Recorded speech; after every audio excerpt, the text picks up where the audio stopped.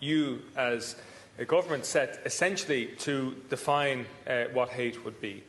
I do want to welcome your response here today, and I very much welcome the sea change in this government in relation to the hate speech legislation. Indeed, your predecessor, Minister for Justice in the last government, Helen McEntee, was a big proponent and a driver of the hate speech legislation. So I do want to commend you, Minister O'Callaghan, in relation to this. And of course, we should always, I believe, this House protect freedom of speech. Indeed, in Germany, we saw recently where pro-Palestinian protesters were actually treated in the harshest way possible. And of course, in this country, the views and the sympathies of the pro-Palestinian people, or the Palestinian people, are very, very different. So, Minister, can you just in relation to the movements from the European Union, so the message from this government is that we are in compliance and we will not be cooperating with any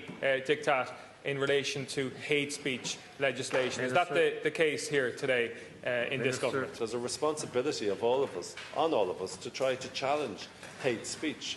Although hate speech may not result in everyone being brought before the courts, we should be able to ensure that we don't tolerate people engaging in hate speech, which is designed to undermine or upset others. So there's two ways of looking at this. You can look at it at a strict legal point of view, or you can look at it as a societal point of view. And from the latter, we should certainly all be challenging hate speech.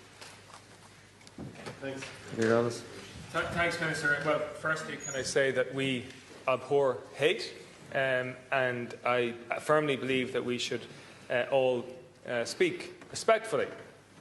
But in the last government, you as a government set essentially to define what hate would be.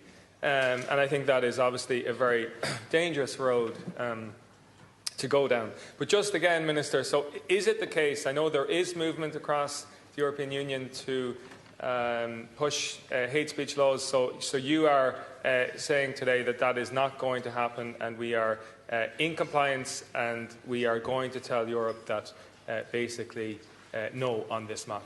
I've answered that already, Deputy. I said we've fully transposed the Council decision. It's part of Irish law. We've fully transposed it. There are no further steps for Ireland to take.